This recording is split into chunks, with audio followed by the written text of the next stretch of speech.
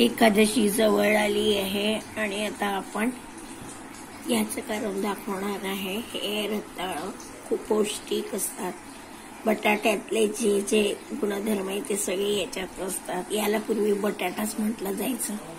बटाटा पोर्तुगीजांनी आणला आहे भारतामध्ये आणि तोपर्यंत आपल्याकडे हे रताळच बटाटा म्हणून प्रचलित होते। याची पण चव आहे चांगली आणि याच्यातही आहे सगळे जीवनसत्व जे शरीराला आवश्यक आहे।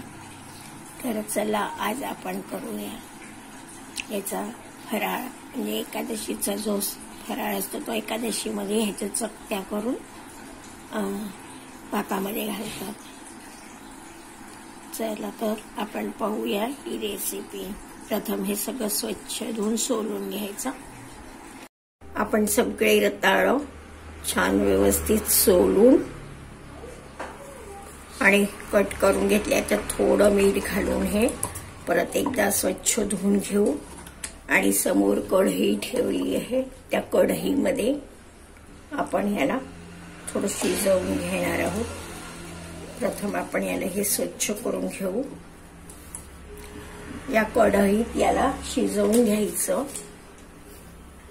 आणि मग याला आपल्याला पाकामध्ये शिजवायचे। ते शिजले की मग त्याच्यात पाक घालायचा आणि पाकात परत शिजवायचे। आता मी हे कढईत घालते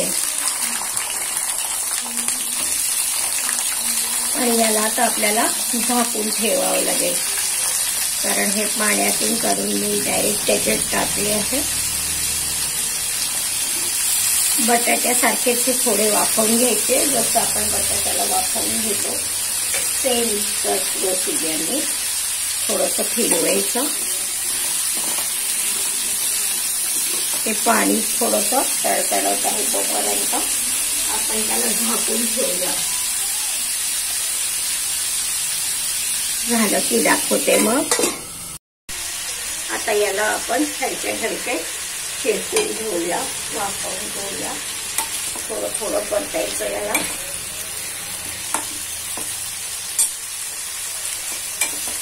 पूर्वी हा पदार्थ खूप व्हायचा, याला रताळ्याच्या चकत्या म्हटलं जायचं।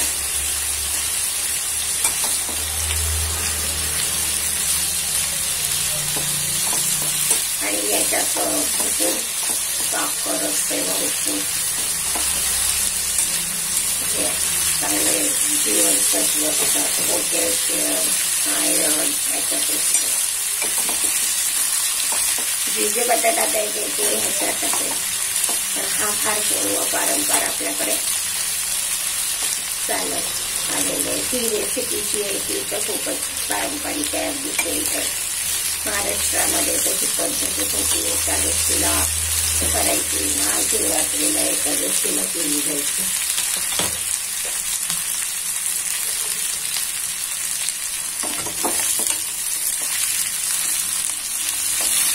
आता हे शिजलं की हा शेजारच्या भांड्यातला पाक जो आहे तो मी खाली दाखवते तुम्हाला। हे बघा, हा पाक जो होतोय हा तो मी थोडासा रताळ शिजलं की त्याच्यात घालणार आहे।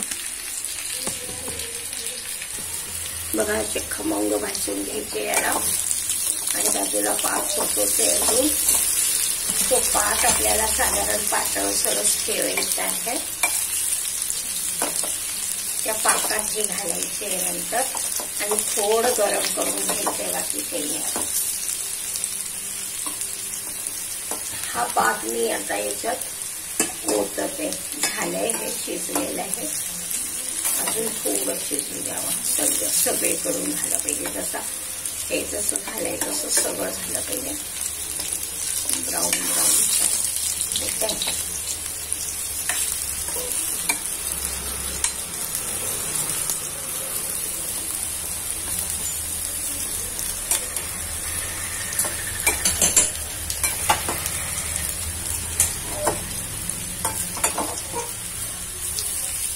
आता आपण एक काम करू शकतो, जळू नये म्हणून आणि इकडे घेऊया आणि याला आपण जरा उकळायला ठेवू। झालं का हे आपल्याला चेक करावं लागेल. झालं का? झालंय हे. पण आता याच्यात घालू बाकीचं ते याच्यात शिजेल.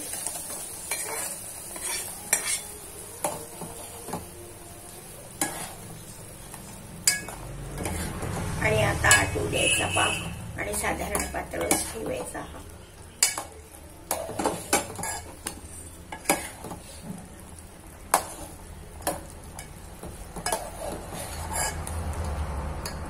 याला तुम्ही सजावटीसाठी जे टाकायचं ते नंतर टाकायचं. तुम्हाला जेवढा पातळ पाहिजे पाक हा झाला असं वाटलं की मग तुम्हाला त्याच्यात सजावटीचं टाकता येईल.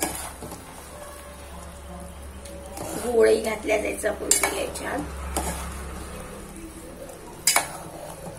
पण गूळ खूप जणांना आवडत नाही का खायला, म्हणून थोडं सेमवरच ठेवू.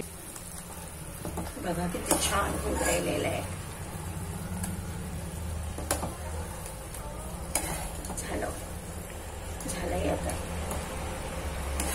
झालंय आता बंद करते. आणि थोडं थंड झालं की घेऊया प्लेटिंग करायला. थोडं थंड झालं की बघा किती छान दिसतं ते. याच्यात थोडे ड्रायफ्रुट्स टाकले आहे भाजून आणि पाक आहे. पाकामध्ये हे पुढे शिजवलेली आहे. बघा किती छान झाली आहे. हे बघा किती छान झाले आणि बघा अगदी नरम झाले आणि चवीला तर सुंदरच होतात ते. तुम्हाला आवडलं असेल आणि तुम्ही पण करून बघाल. साधा सोपा पदार्थ आहे आणि पूर्वपार पारंपरिक आहे हा. खूप छान लागतो खायला. आशा आहे तुम्हाला आवडेल आणि तुम्ही नक्की कराल. धन्यवाद. स्पेशल रेसिपी गोड फराळाचा गोड डिश. आणि असं तुम्ही झाकण याच्यावर ठेवू शकता तुम्हाला फराळाला वेळ असेल तर, आणि लावू शकता. वेळेवर तुम्हाला गरमही खायला मिळू शकतं. तर आशा आहे तुम्हाला आवडलं असेल आणि तुम्ही नक्की कराल. बघा